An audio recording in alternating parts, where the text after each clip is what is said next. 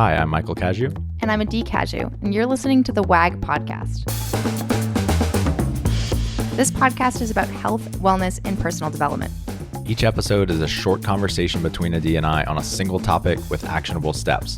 We cover everything from food, mindset, fitness, and relationships. We started WAG because of the way health and fitness changed our lives, so we hope to share a tool or two that helps you along your way.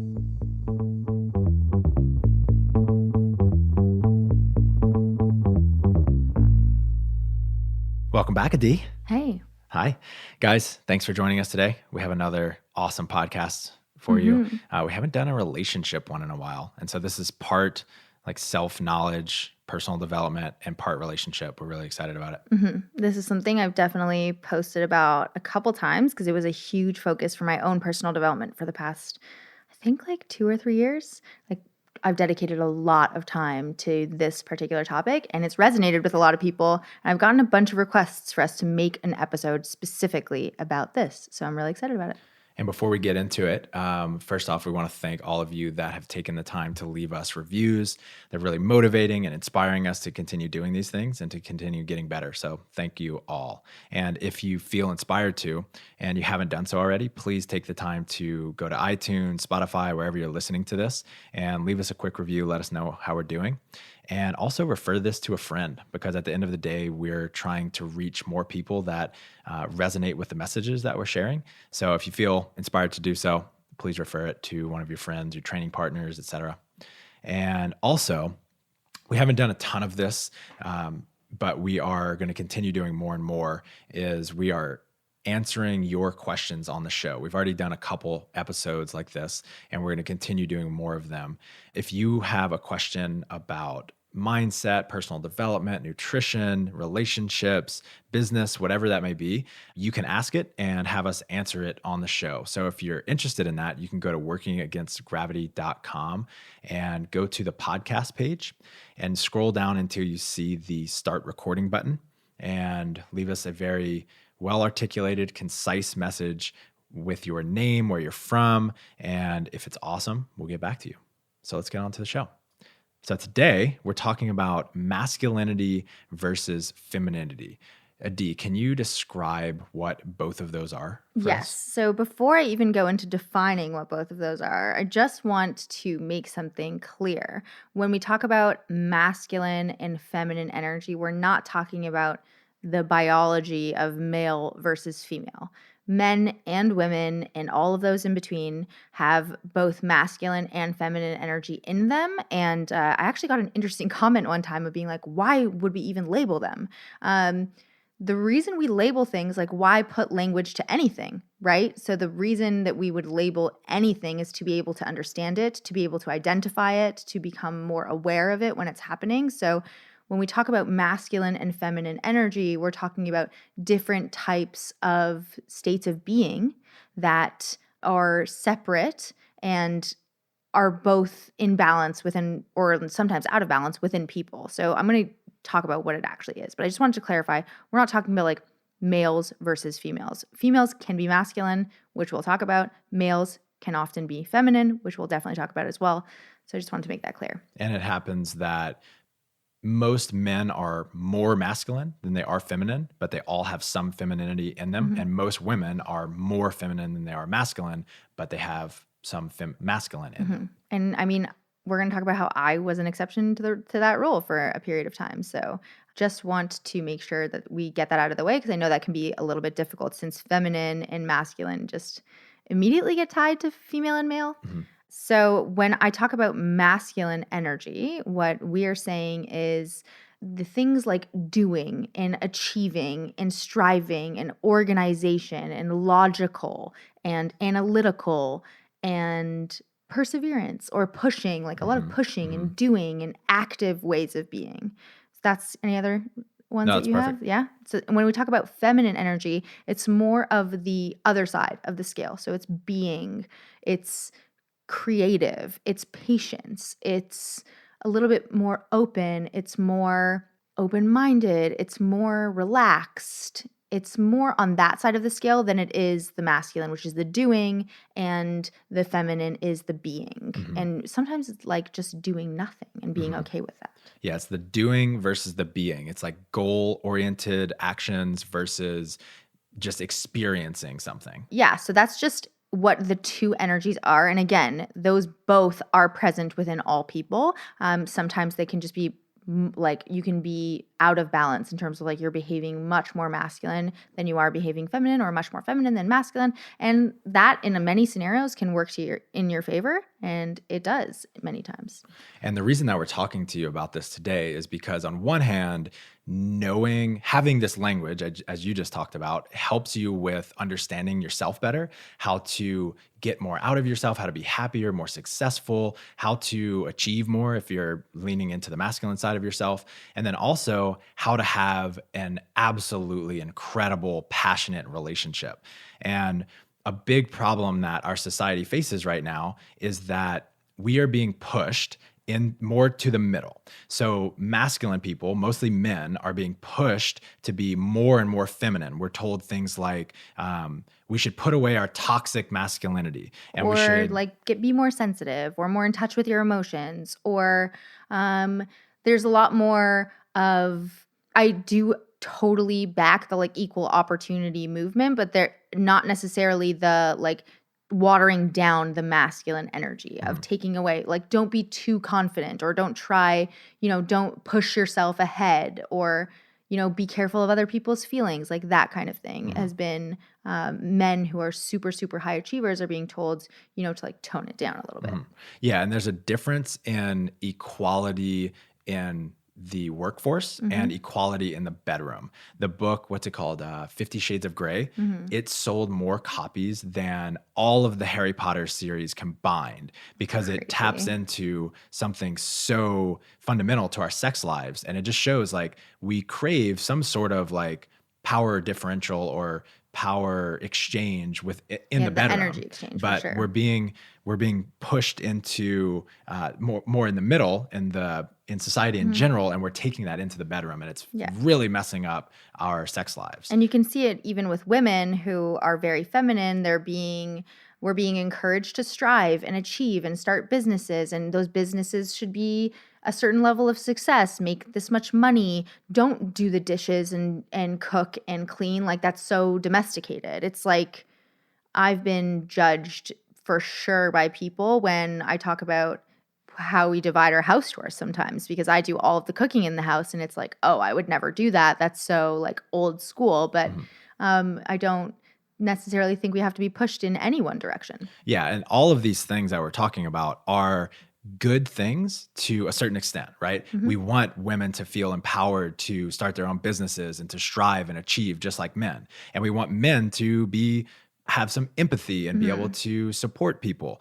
But when we're pushed further than is genuine and authentic to us, that's when it really starts to cause some problems. And I think what really is causing the problem is when it's all being muddled together. I think for me, having spent the past 3 years really trying to dive into this for myself, there's a huge benefit of knowing when to turn one off and the other on, and then the other off, and when to be more feminine and when to be more masculine. There are certain scenarios where being more masculine benefits me and I succeed more and I get the things that I want, and scenarios where being more feminine, I'm happier and I live a better life.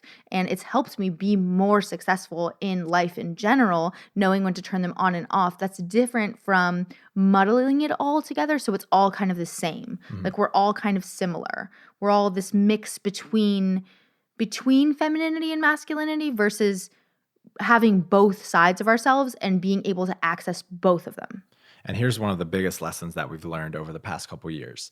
In relationships, in intimate relationships, what creates desire and eroticism and an amazing sex life is polarity. So having two people that are, at least in the bedroom or at least in parts of their relationship, on the completely opposite end of the spectrum. A very, very masculine person with a very, very feminine person creates a huge amount of attraction. So think of a magnet, a plus and a minus sign. You need those opposites to attract one another. If you have two plus signs, And we've experienced this at times, being both in our feminine or both in our masculine. We really butt heads, and it kills our attraction to one another. And so we want to find ways of really tapping into our core energies as a male and a female, or as a male and a male, or a female and a female, whatever your jam is. And you want to find a way to create that polarity and be really, really attracted to one another. Yeah. So let's talk about why it's important. And we're going to talk about two different categories of why it's important. First one being why it's important to access your core energy, which you just talked about a little bit. And then one, why it's important in terms of like your personal development. You want me to go first? You want me to go first? So why it's important for your personal self-development to have an understanding of where you show up in your masculine and where you show up in your feminine gives you the opportunity to utilize all of yourself. And I want to give the example of when you can be off balance and not knowing this information, you might not notice how to, build more self-awareness and get into action to correct and be happier and healthier. So let's say somebody who's incredibly well developed in their masculine energy. They are doing and achieving and striving, and they're working all the time, or they're always in the gym and they're always trying to get better at something. And this can lead often to a lot of stress and anxiety. There's a lot of expectations. There's a lot of deadlines. There's a lot of things that need to be organized. So if something goes wrong, there's not a lot of space, because with the feminine energy comes space and patience. There's not a lot of space to be able to handle when something goes wrong, and that can make it a lot more difficult to cope with that kind of thing, and life is going to happen no matter what. So being really far in your masculine energy can lead to those types of side effects without having also access to knowing when you can utilize the feminine. Now, for those who aren't too far in the feminine energy and they're super feminine, they're spacious, they're patient, they're nurturing. Oftentimes, because the feminine doesn't come with the organization and the logical and analytical thinking, they can come across as not getting anything done. Maybe they seem lazy. Maybe they just might not get anything done. They might not get anything done. They might be lazy. They might be flaky. They might not be able to understand their own emotions. They might be irrational at times, where what they're feeling is taking over them instead of what's actually happening, which would be like the more logical part of you. So being too far in the feminine, that can create those types of side effects as well, which can make things more difficult. But knowing when to turn one on and turn one off can be really helpful in just understanding yourself. I have definitely been in scenarios, and I know you have too, where you're like, I'm in a zone in my masculine energy and I'm going to keep pushing through this, and then knowing when to just let go a little bit and do things that help us cultivate more femininity helps you avoid those side effects of like stress, frustration, anxiety, or being super Burnout. flaky, or not getting anything done, or not being organized, or not doing things on time, that kind of thing. Yeah. And then on the relationship side, I think I already covered it. It's like the problem is that so many of us are kind of in the middle. We're caught in the middle, and we don't realize that we basically, in order to have an amazing sex life, at some point, we need to have the opposite energy of our partner. Mm-hmm. Yeah. I think we've noticed this in our relationship. Sometimes, like in an intimate partnership, you're going to want to balance your partner. So my core energy is feminine, but if I show up being more masculine than you, it kind of forces you to take on a more feminine role. Whereas if you show up being a little bit more feminine than me, it pushes me to want to be more masculine. And then sometimes that creates conflict, because you're naturally at your core the more masculine, and I'm naturally at my core the more feminine. So it creates conflict where I'm showing up as like the one who's like organizing and getting things done, and that leads to you being forced to be in the more feminine energy when you don't want to be. And I think that a lot of relationships can definitely relate to that. When I've heard a lot of my friends like talk about like demasculinating their men or their husbands. And I think a lot of it is like awareness around this of maybe they're showing up feminine and you feel like somebody has to show up as the masculine. Somebody in the relationship has to take care of the finances and organize and make sure the bills are paid. And so both people like totally understanding that, it allows there to be more compassion and also communication around why is this happening instead of, she's just being a bitch and being pushy about getting things done. Right. So now that we have those fundamentals in place, how do we actually start to develop and cultivate more of our core energy? Yeah. So I think at the end we should talk about like a couple of our favorite resources For for sure. people to read. That's definitely a huge question that I get whenever I talk about this. But why I started diving into this in the first place was because I was realizing through relationship coaching with you that I really have cultivated my masculine energy. I have been an athlete my whole life, a weightlifting athlete at that, like lifting weights, moving heavy things, striving and achieving in that way, like lifting more and more, winning, competing, that type of thing, as well as like building a business, making the business successful, being the leader of that business. It's a lot of that is in the masculine energy, and I've been praised for it. I've been validated for it. It's what people tell me that they love about me, admire about me, and it's totally skewed me in that direction in so many ways. And I didn't realize that I was doing very little in terms of feminine energy when at my core, I definitely feel like I am feminine at my core. So I had been so skewed in this direction, it was leading me to be incredibly anxious. I mean, when you first met me, I was always in this state of like, am I doing enough? Am I doing enough? Am I getting things done? Am I doing it right? Am I organized? Like, what have I forgotten? It's just always this like worry in the back of my mind without having anything to worry about. It was like this buzzing that was always there. And from the advice of one of our mentors, she told me, she basically said, because I was nervous about cultivating femininity. I was like, am I going to lose my edge? Am I going to lose what people love about me? Am I going to stop being successful? I don't want to lose the masculine part of me. And a mentor of mine who I really, really respect, she said that I could take 100% of my energy and put it all the way towards cultivating femininity because the masculine side of me was so developed and so well practiced. It's just not going to go anywhere. It's kind of like learning how to ride a bike. You could stop riding a bike for a very long time after you've learned how to do it, and you still know how to do it almost right away. It's that developed for me. So I didn't have to spend so much time focusing on it. It was naturally going to happen on its own.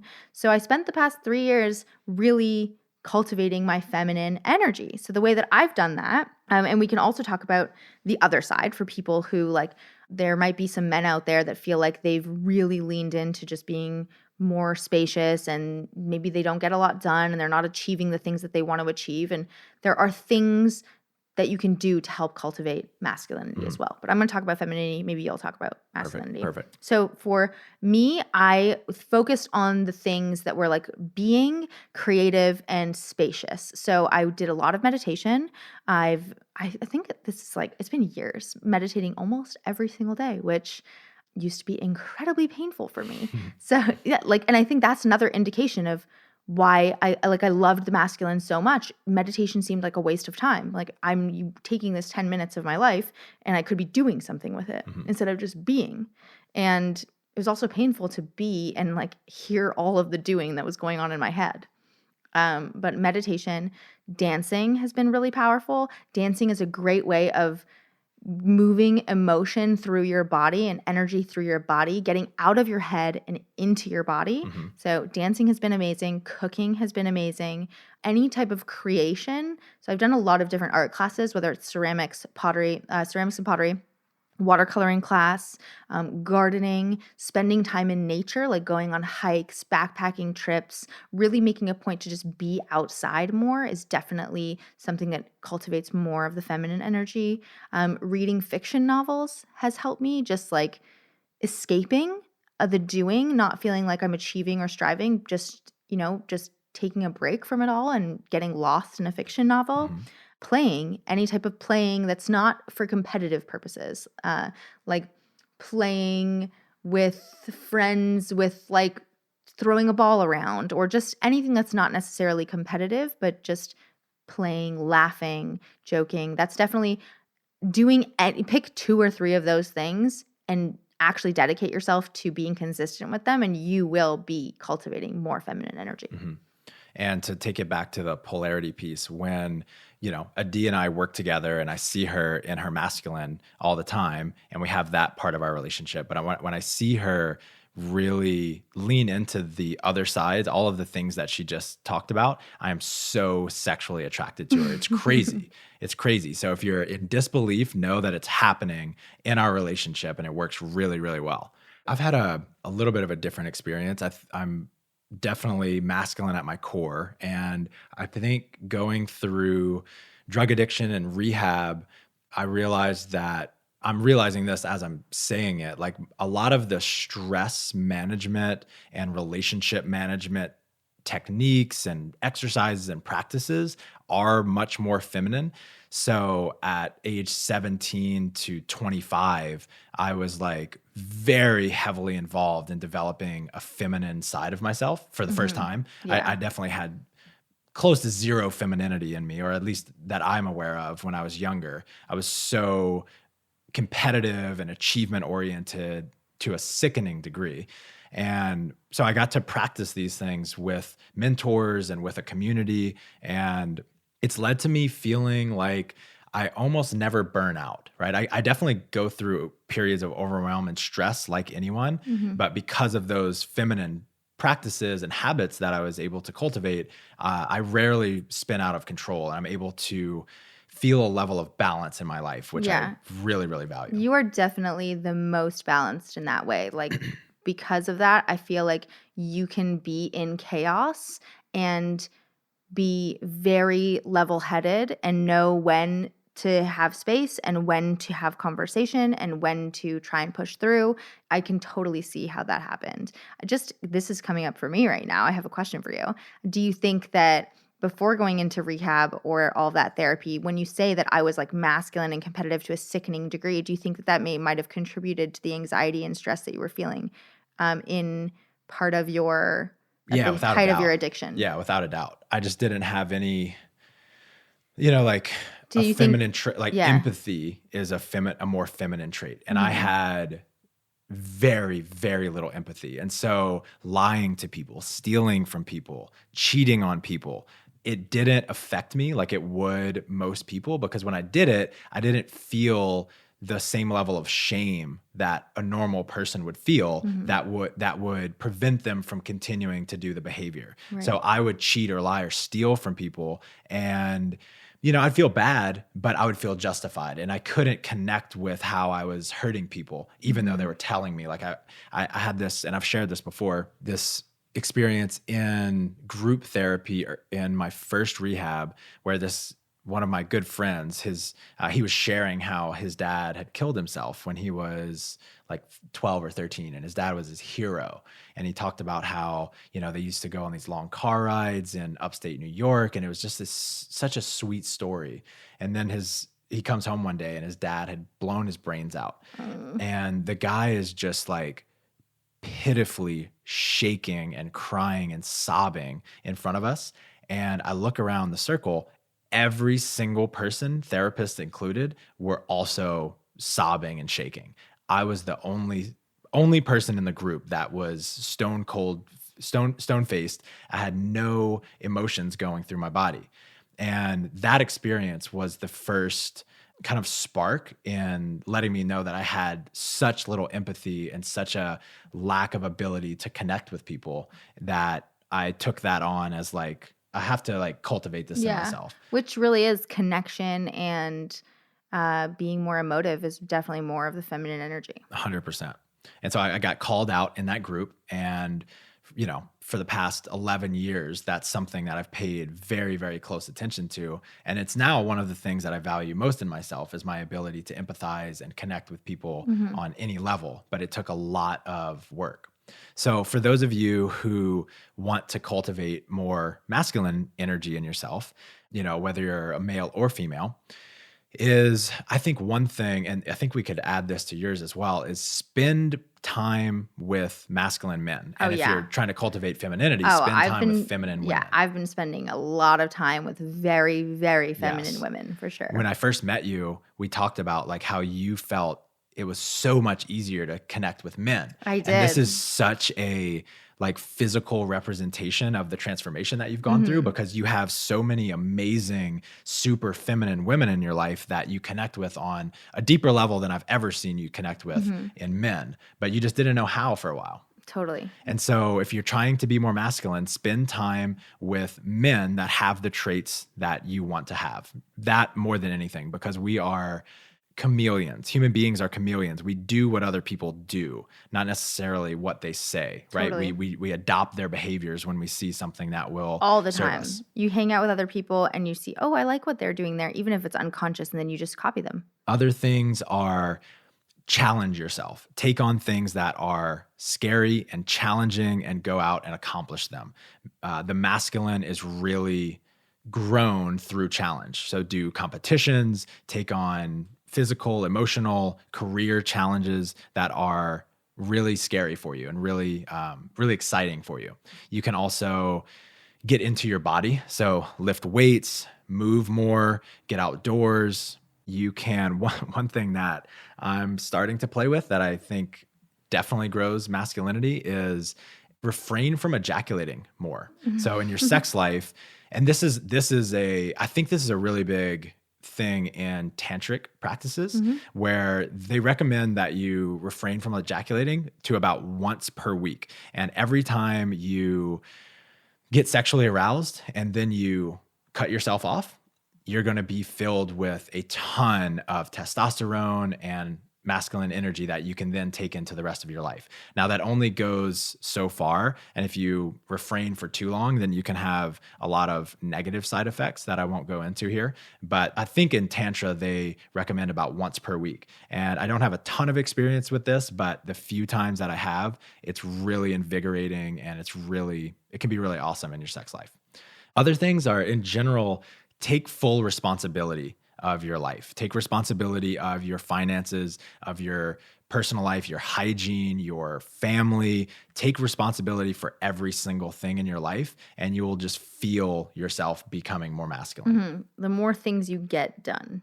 And then in order to maintain that striving, driven, competitive nature, you have to dip into the feminine. You have to rejuvenate. You have to allow yourself time to decompress and unplug. I think that what you're talking about, though, is like if you're someone who already feels like your feminine is fully developed, you'll already do that naturally. It's kind of like me. I was already naturally going to be masculine. Like that wasn't going to go anywhere. If somebody's really trying to cultivate being more masculine, the femininity is probably already going to be there. So they might naturally already choose to unplug and recharge when they need to, because that's such a developed part of them already.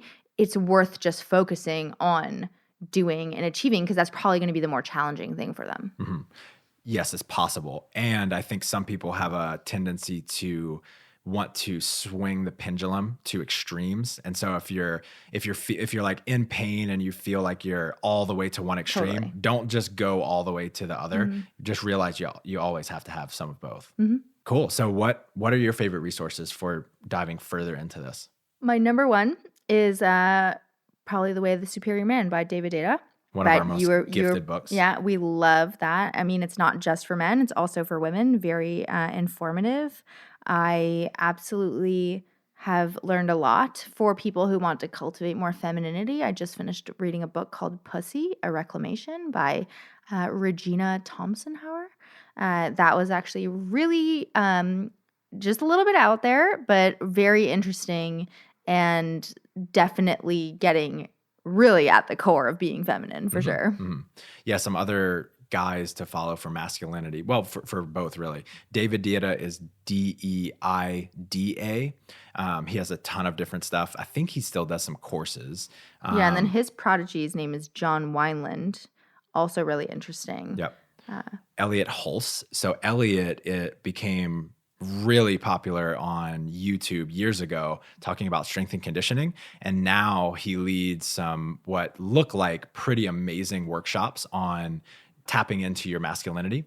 Another one is Paul Chek. So he was Elliot's mentor and coach. Paul Chek is one of the biggest strength and conditioning coaches, performance coaches of all time, who's also teaching about those things. So guys, hopefully this was helpful for you to start to understand yourself better, and also help you to have an erotic, awesome sex life in your relationship. Thanks for joining us.